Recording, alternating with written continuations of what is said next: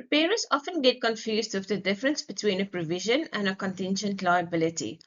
I am Amanda Botha, and in my presentation today, I want to explain the difference between these two concepts based on the principles in GRAP 19 on provisions, contingent liabilities, and contingent assets. As always, just a reminder that the views expressed in this presentation are my own and not that of the Accounting Standards Board. The Accounting Standards Board will publish an official position only after it has followed an extensive due process and deliberations. GRAP 19 defines a provision as a liability of uncertain timing or amount.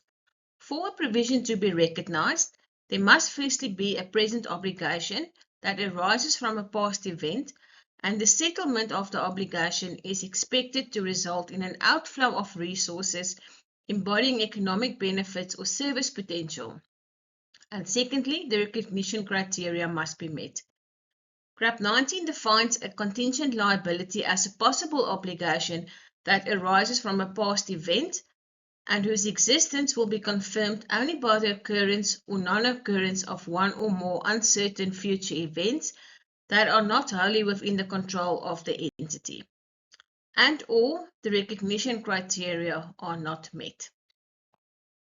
Let's have a look at what GRAP 19 says about a past event and meeting the recognition criteria. A past event results in a present obligation when an entity has no realistic alternative but to settle the obligation created by the transaction or event. The present obligation can be a legal or a constructive obligation. A legal obligation means that the settlement of the obligation can be enforced by law, and a constructive obligation is when there is a valid expectation that the entity will discharge the obligation. For more information on when there is a legal or constructive obligation, you can refer to GRAP 19.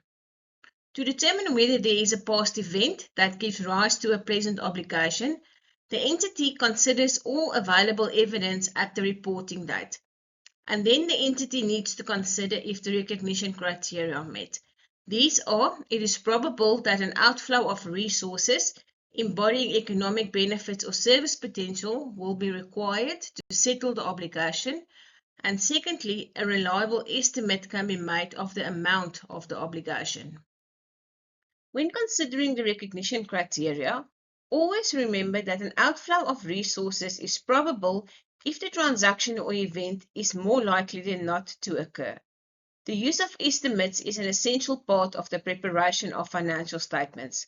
For the recognition criteria to be met, the entity should be able to determine a range of possible outcomes and make an estimate of the obligation that is sufficiently reliable to use for recognition purposes. This slide explains the difference between a provision and a contingent liability.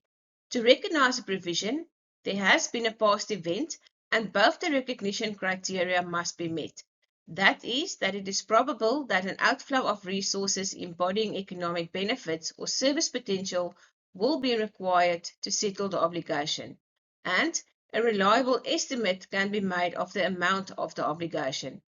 For a contingent liability, there are different scenarios. In the first scenario, both the recognition criteria are met, but there is no past event. This scenario exists when the past event will be confirmed only by the occurrence or non-occurrence of uncertain future events that are not wholly within the control of the entity.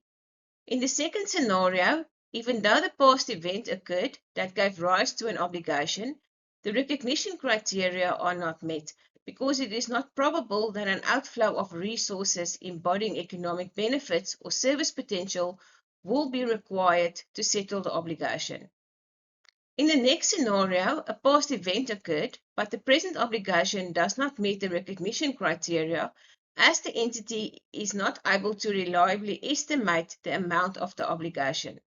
And lastly, the past event took place, but neither of the recognition criteria are met, so it is not probable that an outflow of resources embodying economic benefits or service potential will be required, and a reliable estimate of the amount cannot be made. Let's have a look at two examples. In the first example, an entity is operating a landfill site and is required in terms of legislation to restore the site after its use. Is there a past event? Yes. The operation of the landfill site by the entity is the past event that gives rise to the present obligation. Is it probable that the present obligation will result in an outflow of economic benefits or service potential? Yes, because the entity has a legal obligation to restore the site. So it is more likely than not that there will be an outflow of resources embodying economic benefits or service potential. Can a reliable estimate of the obligation be made at the reporting date? Yes. The entity should be able to determine the range of costs that are necessary to settle the obligation, making use of reliable estimates. In the second example, a municipality is sued by a member of the public who was injured due to poor maintenance of a city sidewalk in the municipal area.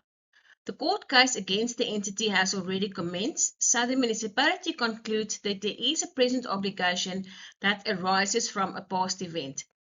Because the legal process is still in progress, it is not yet known if it is probable that there will be an outflow of resources embodying economic benefits or service potential, and the entity is not able to reliably measure or make a reliable estimate of the costs to settle the obligation.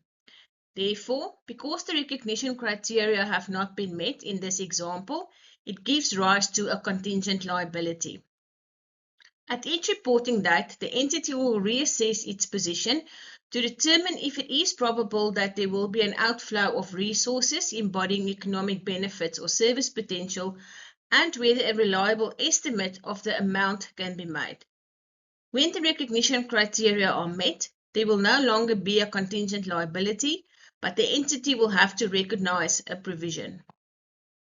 So let's look at the accounting for a provision and a contingent liability. CRAP 19 on provisions, contingent liabilities and contingent assets set out the accounting requirements for a provision and a contingent liability. CRAP 19 requires that the provision be recognized as a liability in an entity's financial statements, while a contingent liability is not recognized. For a contingent liability, CRAP 19 requires that information about the contingent liability be disclosed in the notes to the financial statements. I hope this presentation will help you to better understand the difference between a provision and a contingent liability. For more presentations like this one, have a look at our YouTube channel. I've included a link on the slide for your reference. Thank you.